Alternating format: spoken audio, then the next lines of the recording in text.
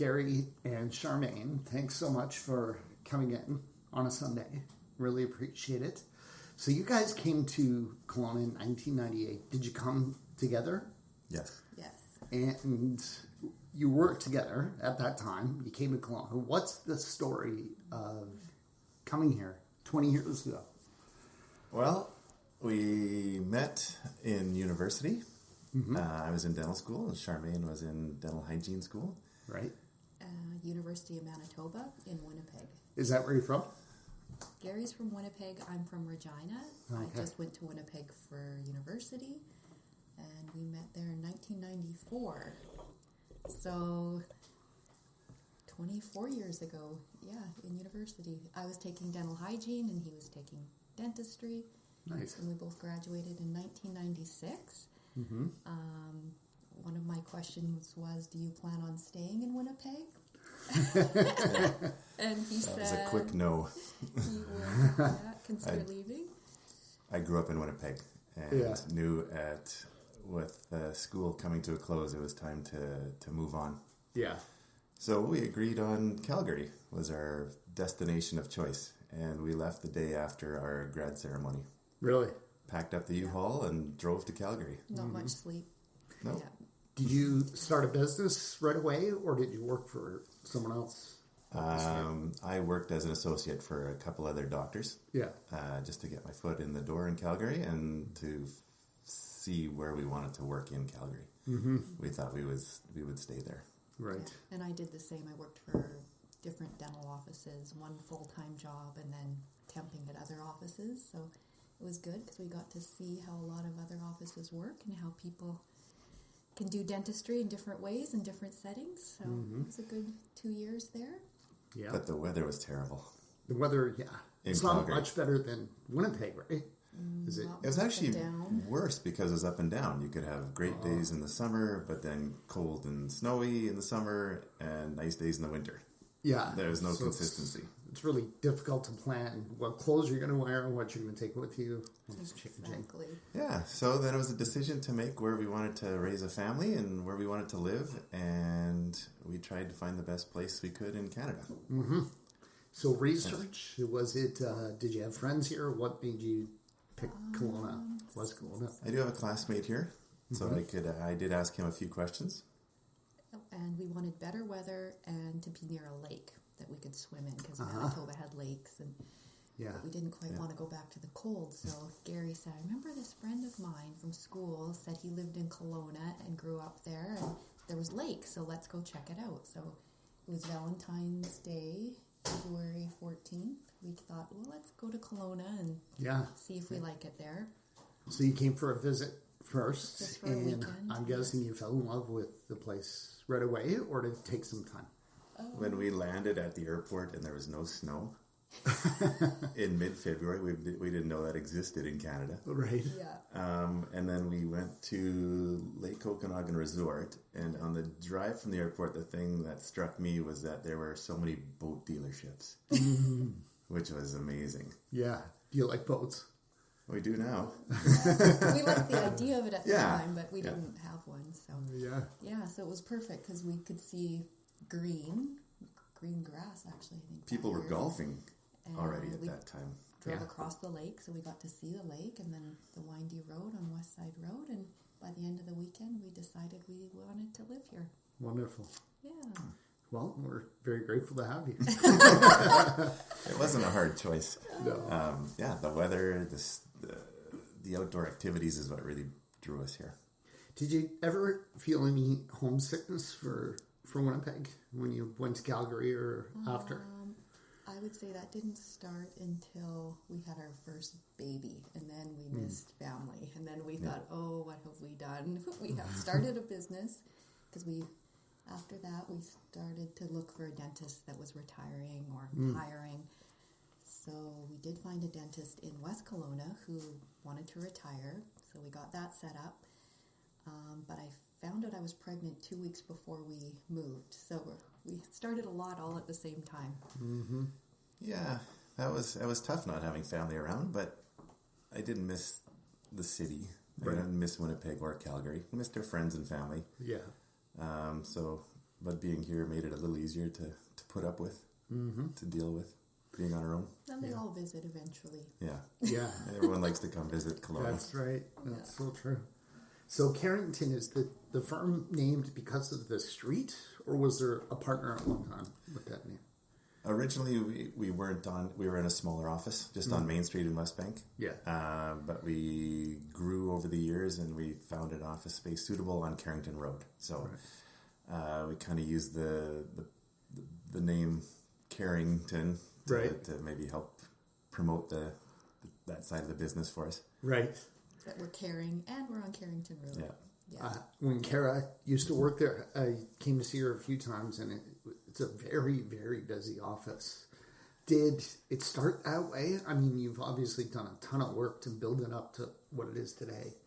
Tell us about some of the challenges you had with a new business and getting it just basically, to me, it looks like a well-oiled machine that is humming all the time. Well, when we first bought it, we had probably about 350 patients charts. In the previous location, Yeah, when we bought it from the fellow that was retiring, and there were 3 employees, myself, Sharmaine, and we had a receptionist/assistant. Right. Because at that time, only one of us would be busy, either myself in the dental chair or Sharmaine doing hygiene. Right. And just being part of the community and offering good service, honest service, we started growing. And and when we started, there was no computers in the office, so technology started to change, and we saw pretty quickly that all of that stuff is really expensive, so it would make more sense to work as a group and share that kind of stuff. So there wasn't any other group practices at the time. Most dentists work on their own, and it kind of gets to be a bit lonely when you're the only dentist in the office. Right. So we thought, well, let's keep our eye out for something bigger, and when the time comes, we'll do that, and we'll put in some more chairs and hire another dentist. And luckily, 2007, the space came up where we are at Acorn Plaza. We wanted more windows too, so it's nice because it has a lot of windows. So you can still see what the weather's like and get some sun. And so then we grew and put in 8 chairs. Got all the new digital equipment and kept growing from there. So we're at 8 chairs now, and we're expanding next door again to add 3 more chairs. Wow. So then we'll have 11, and we'll hire another dentist and some more staff, probably by spring. Wow. So with 8 chairs, does that mean you have 8 dentists, or are there people who have days off and some overlap? we have 4 chairs that are hygiene chairs. So we do our hygiene cleanings and exams. Right. We have that going full time. So we have 4 hygienists Monday to Friday. Then in the other 4 chairs, I have myself full time and another dentist full time. Yeah. We do have another part-time dentist, and then we have an oral surgeon that comes in for 3 to 4 days a month. So is that like wisdom teeth and extractions and things like that? Is that what the surgeon does? Does the extractions, places implants, any excision of any lumps or bumps. He does IV sedation, and that's the big thing to have for people to go to sleep and have all their work done and wake up and not know it happened. So it looks, I guess, like a real operating room. Like you've got... Yes, he has. He has. Putting someone to sleep. He has a nurse. He has all the monitors. He's got a nurse just there watching the machinery and making sure the oxygen levels are good, and then he has his own 2 assistants to work to keep him just concentrating on his job. So he moved from Vancouver a year ago, and he used to teach at UBC. So, yeah, he's an excellent person to know and to work with and to trust with doing surgeries. And previously, there wasn't another oral surgeon in the West Kelowna to South Okanagan side. So as we expand, we can give him more time to work in a surgical space and keep to grow that. Yeah. Is there a big demand for surgeries? I guess it fluctuates. Yeah. There is Wisdom lots teeth of is the wisdom thing. teeth, and implants are becoming very common now, very popular as the treatment of choice instead of just leaving an empty space or other options. Or for dentures, you can attach dentures to implants, and then they have a lot more grip and it's easier to chew. So interesting. We do that too. Yeah. I'm curious. Did you always know that you were going to go into dentistry when you were young people? Like, was it something that kind of fascinated you, or was it more medical school? Let's see where it takes us. I liked sciences. And so when I was going through university getting my degree, it just happened I went in for my regular checkup and cleaning at the only dental office I've ever been to. And my dentist asked me what I was doing, and I wasn't sure, and he said, you should try this. Try dentistry. If you're good at science and you like dealing with people. Using your hands. Yeah, it seemed like a good fit, because I do like using my hands. I can, I like people, and I was really good at the sciences. So that was just, and I looked into it, and it just worked out. Right. Same for you? I was in grade 12 and trying to decide what I wanted to take in school. And a friend of mine said her dentist was looking for a dental receptionist, nights and weekends. So I applied, and they said, well, you're kind of young, but no one else really wants these hours, so you're hired. Great. So I worked about 24 hours a week starting in grade 12 and just continued from there. I was thinking of taking dentistry at the time, so that's why I moved to Winnipeg, because they did have a dental school there. Started doing science and prerequisites for that. And then once I was actually in the program and I was working for another dentist part-time, they said, well, you should consider hygiene as well. It's a little less responsibility. You don't have to deal with the business. And if you want to have kids, it's kind of a nice combination. So I did that, ended up meeting Gary, and then still deal with the business side of things, and ended up really liking it. So it was a good fit, and it worked out really well. Oh, that's great. Yeah.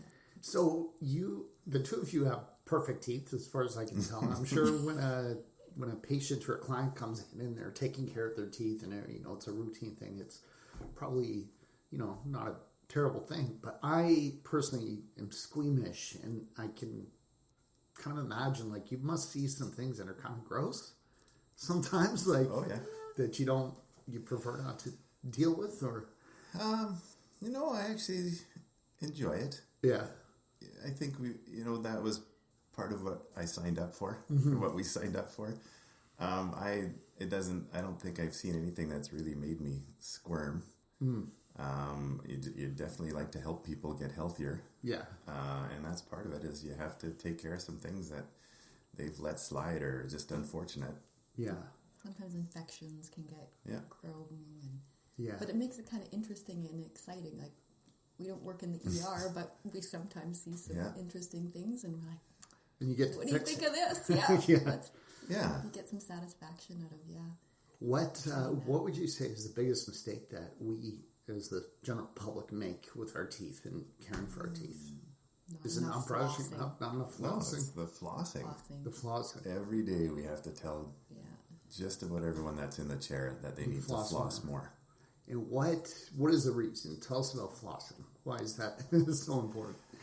The bacteria is everywhere in our mouth, and the toothbrush can only get to the surfaces of the teeth that it can touch. Yeah. And the floss gets between the teeth where it's tight and the toothbrush can't get. And the idea is to disturb that bacteria so it doesn't basically take hold and damage the teeth and cause inflammation and damage the gums and the bones.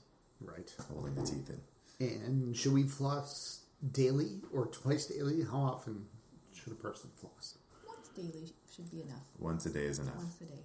And brush twice a day. Brush twice a day, floss once. And, would you say nighttime makes the most sense because you're finished eating? Exactly. You're going to sleep.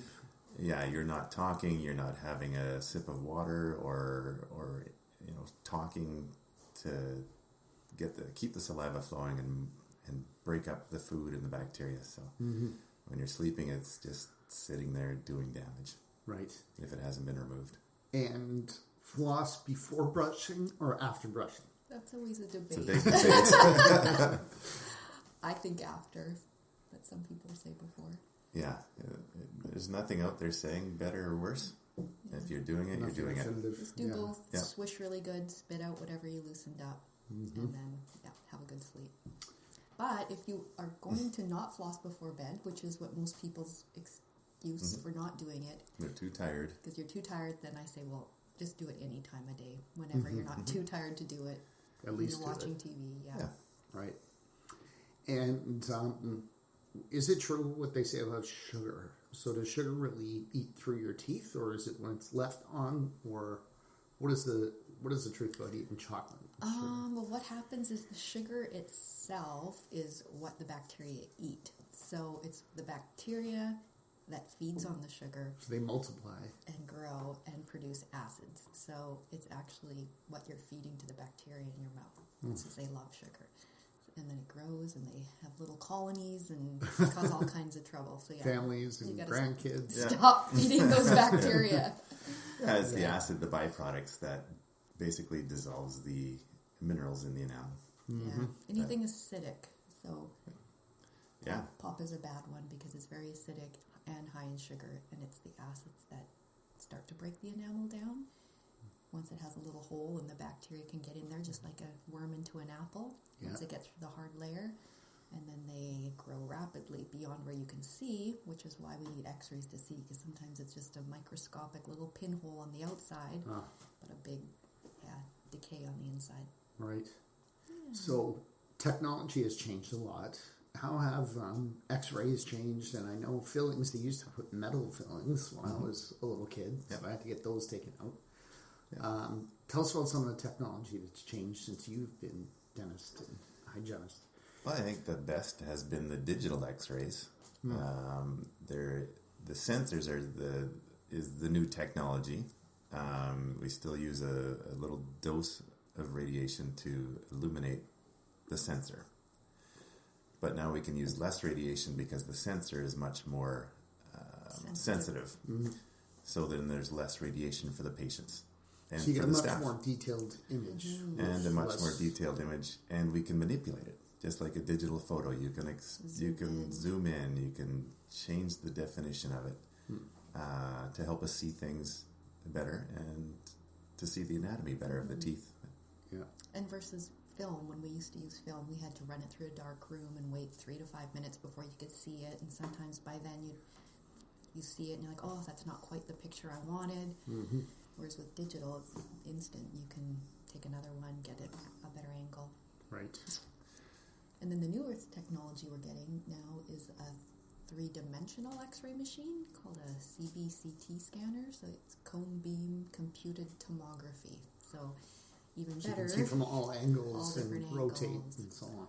And we can take one image and break it down into smaller images so that instead of taking each of those little x-rays that you have, a few on each side, you can take one image and then break it apart. Nice. So again, less radiation, even less radiation. And the material that's used for fillings has changed quite a bit. Tell us a little bit about that. What are we using today? The old silver fillings, which is the mercury fillings, the metal fillings that most of us had as if we're of a certain generation. Mercury, nickel, copper, it's a mix of quite a few metals. But Worked really good in the mouth, could stand up to all the chewing, but nowadays, of course, being a little more health conscious, we're using the resin filling, so a non-metal filling. Using chemistry, it bonds to the tooth instead of passively just filling a space. Yeah, and it feels more like a tooth than something foreign. Yeah, it's less harmful for the teeth. It's because it's not a metal. It's just different properties that are better for the teeth. Yeah, the metal expands and contracts a little more than your teeth, so with hot and cold, the filling expands and can cause cracks in teeth and things like that. So it was the best for many years, and now we know better. Do you know much about the history of dentistry? Like, what did people do 100 years ago or 200 years ago before there was any of this stuff? Like, there was no x-rays. I mean, were people putting metal into cavities for very long? They were 100 years ago. 100 years It's ago. been around that long. Anesthetic was just becoming popular at the turn of around the 1900s. Not common, but it was. They were experimenting with it. But I think it was mostly extractions. Yeah. And the odd filling. Right. So it's like bite down a stick, and drink some whiskey, hang on tight. It's gonna hurt. Yeah, I've seen some interesting pictures of old dental artifacts they've found, and one was wooden dentures that someone had carved.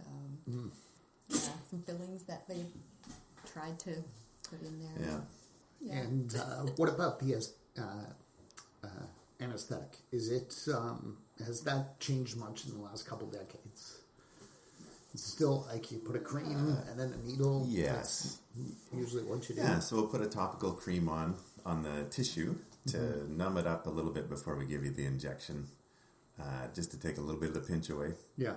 But the basis of the anesthetic is still the same. We do have different, number of options now that are shorter acting. So if it's maybe a smaller filling, or on children for sure, I use that just so that they're not frozen for too long. Right. And they don't hurt themselves by accident. Right. Like trying to eat something.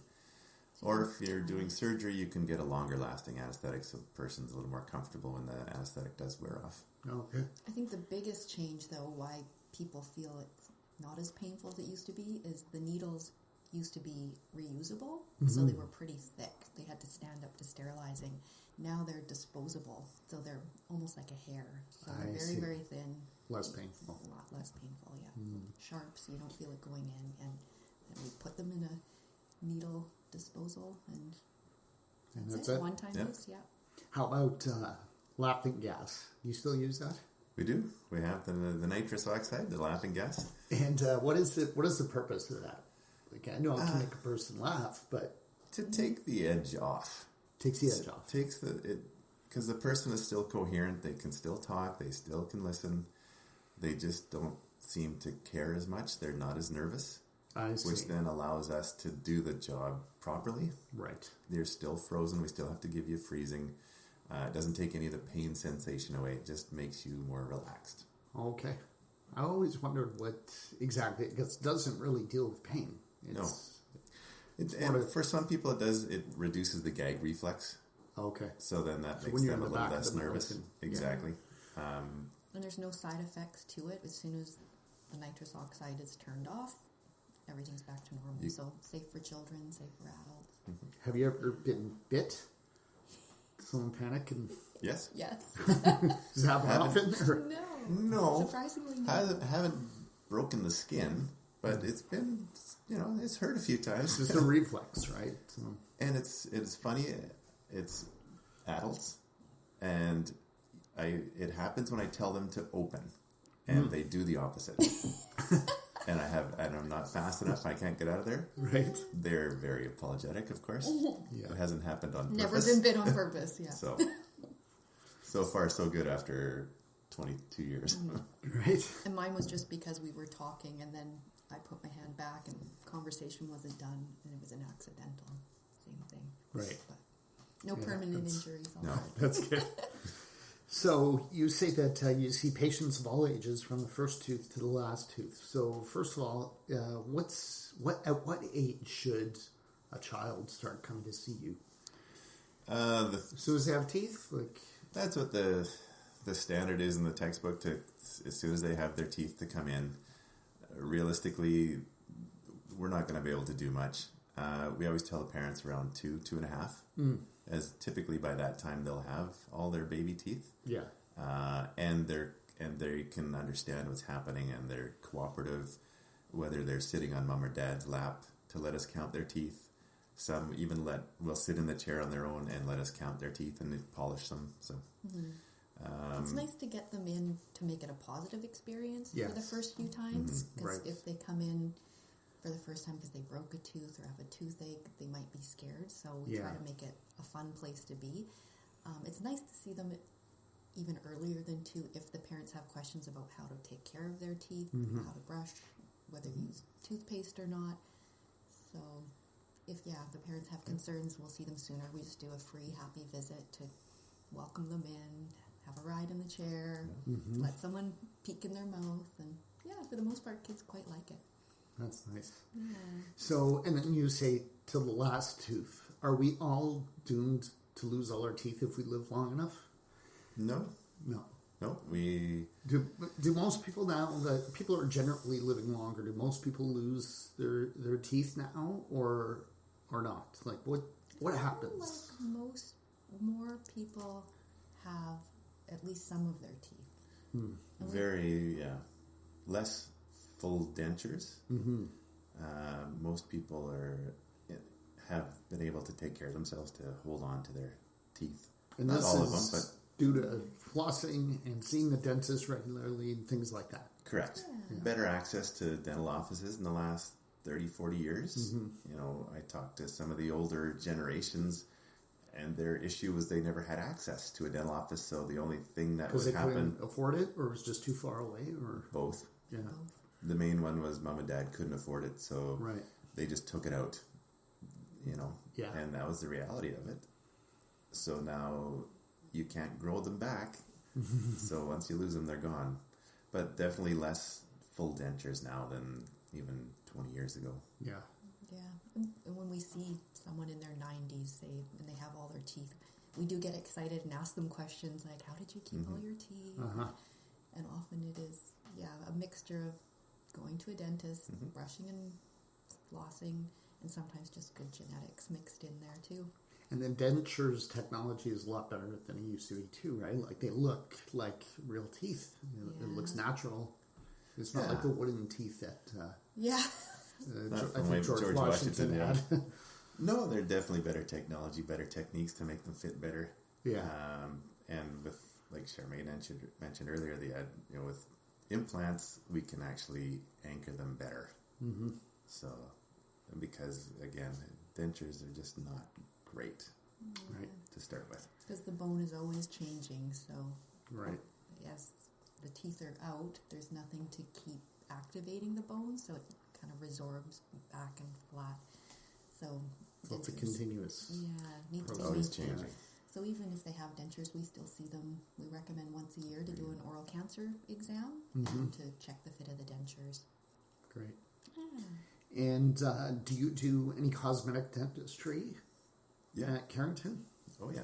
So veneers, things like that? Veneers, crowns, and right now, well, not right now, but Invisalign to straighten teeth. Nice. So if you don't want to have braces, Invisalign is the alternative. It's a clear tray that you wear, and it does the same thing as wires and brackets. If you push on a tooth, it's going to move. So these trays put a subtle force on the teeth in a certain direction, and it straightens out the teeth, helps improve people's bites and the aesthetics. So it's nice to do it that way because you're not harming the tooth. You're not putting a veneer on it. You're not crowning it. You're just moving it into the right spot. Yeah. Now, why wouldn't everybody use something like Invisalign? Do you still sometimes need brackets and things? Yes. If you're trying to move a tooth a certain distance, the Invisalign will have a hard time doing that. Okay. It's just the wires and brackets put a different force on the tooth and the root. Right. So not everyone is a candidate for Invisalign. Well, they should come and see you and see if they have. Are you taking new patients? Do you have room for new patients? Are you pretty full? Yes. No. We're busy, but we always like to see new patients. There's always people moving. Sadly, there are people that are dying, but we're always happy to see new patients, and especially when they're referrals of family or friends that we've already seen. Right. And do you have a website where people can find out more? We do, carringtondental.ca.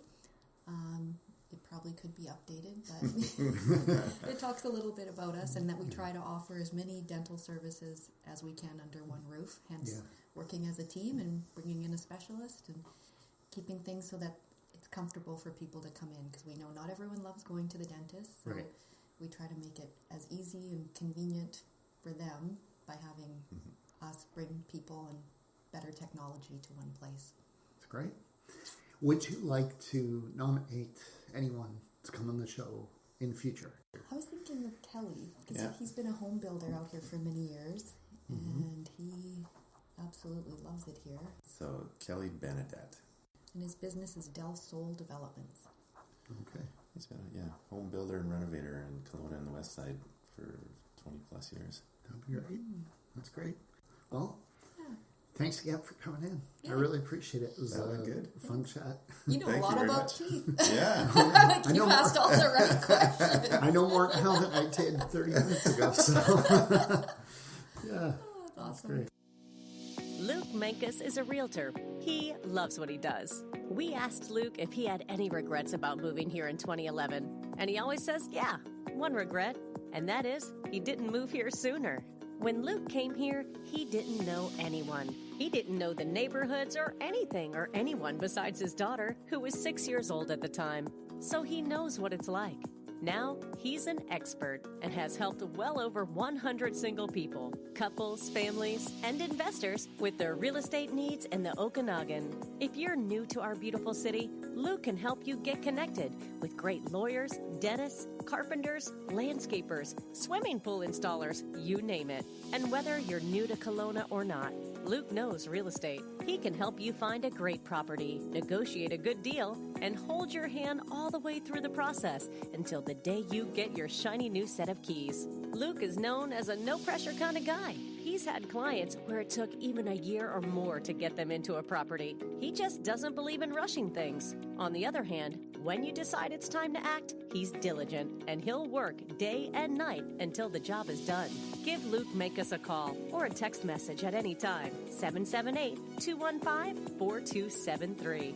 Again, that's 778-215-4273. 778-215-4273 to chat with Luke about real estate.